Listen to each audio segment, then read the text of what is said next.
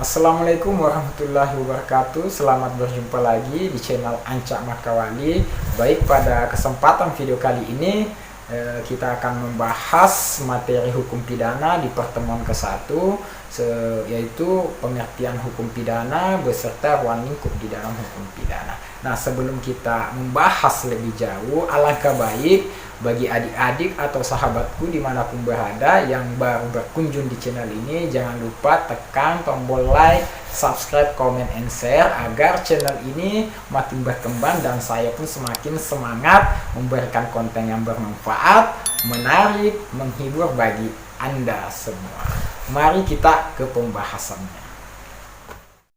Jadi pada dasarnya eksistensi hukum pidana di Indonesia ditujukan untuk melindungi dan memberikan rasa aman kepada setiap individu maupun kelompok dalam menjalankan aktivitas kesehariannya. Jadi aman ketika di luar, nyaman ketika di dalam, tanpa adanya kekhawatiran baik berupa ancaman atau perbuatan yang tidak hanya memberikan kerugian material tentunya saja, tetapi juga memberikan kerugian yang lebih besar, yaitu seperti hilangnya sebuah nyawa.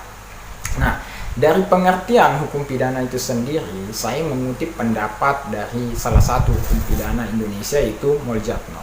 Moljatno mengatakan bahwa hukum pidana itu adalah bagian daripada keseluruhan hukum yang berlaku di suatu negara, yang mengadakan dasar-dasar dan aturan-aturan serta menentukan perbuatan mana yang boleh dilakukan dan yang dilarang dilakukan, disertai dengan ancaman bagi barang siapa yang melakukan tindak pidana atau melanggar aturan tersebut.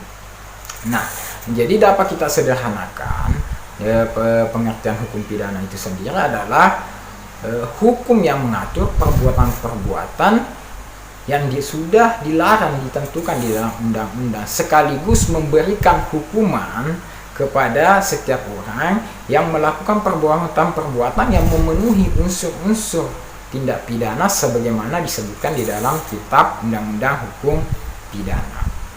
Nah, seperti yang kita lihat di TV, di berita ya adik-adik, perbuatan-perbuatan hukum pidana itu antara lain seperti pencurian, pasal 362, pembunuhan, pasal 338, pemerkosaan, pasal 285, serta perbuatan-perbuatan lainnya sebagaimana diatur di dalam kitab undang-undang hukum pidana maupun di luar di kitab undang-undang pidana atau peraturan perundang-undangan lainnya.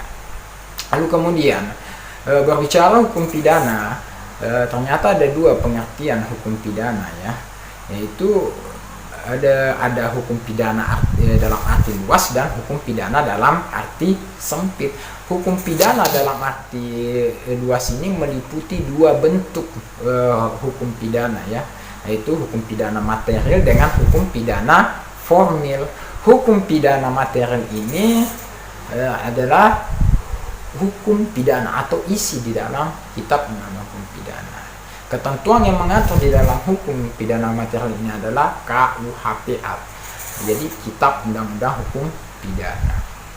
Nah, sedangkan hukum pidana formil ini adalah hukum acara pidana, bagaimana mempertahankan isi di dalam hukum pidana material.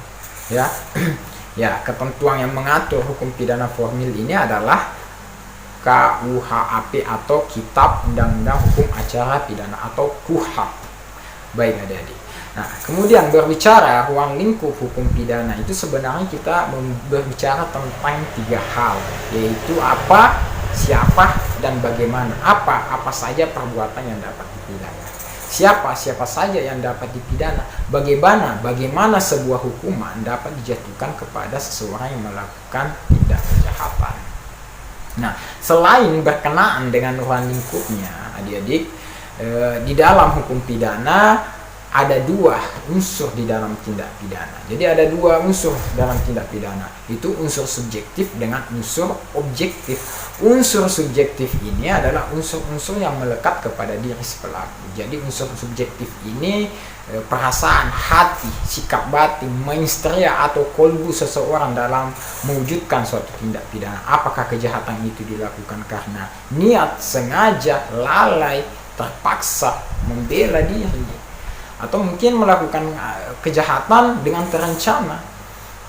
Jadi itu yang disebut dengan unsur subjektif. Sedangkan unsur objektif itu adalah unsur yang meliputi keadaan-keadaan tertentu, misalnya perbuatan yang mengandung unsur perbuatan melawan hukum dan kausalitas. Jadi begini, perbuatan melawan hukum itu dapat diartikan perbuatan yang memang sudah dikategorikan sebagai tindak pidana yang sudah memiliki sanksi bagi barang siapa yang melakukannya.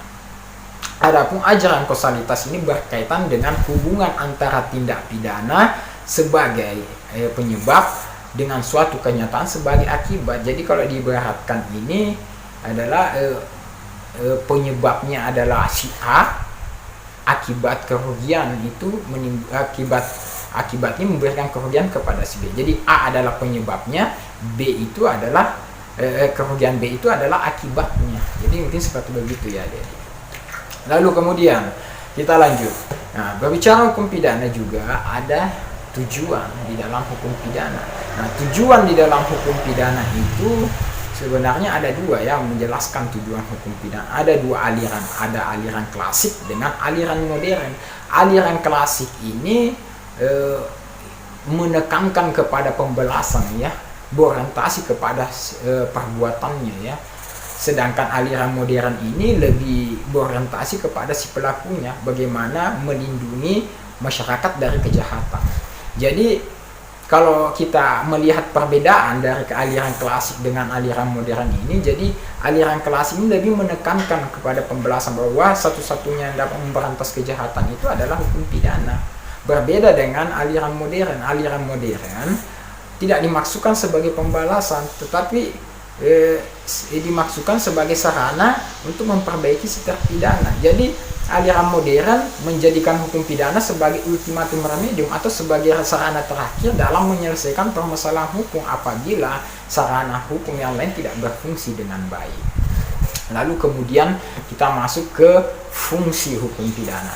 Nah, bicara fungsi hukum pidana sendiri secara umum adik-adik ya, yaitu sama ya dengan fungsi hukum secara umum. Jadi fungsi hukum pidana itu adalah untuk mengatur tingkah laku masyarakat demi mewujudkan ketertiban, keadilan, perlindungan, kenyamanan, dan kesejahteraan di dalam masyarakat. Coba bayangkan saja ya adik-adik, ketika orang-orang dibebaskan dengan segala aturan yang ada, tentu manusia atau masyarakat akan bebas berbuat semaunya tanpa memperdulikan orang lain atau orang banyak.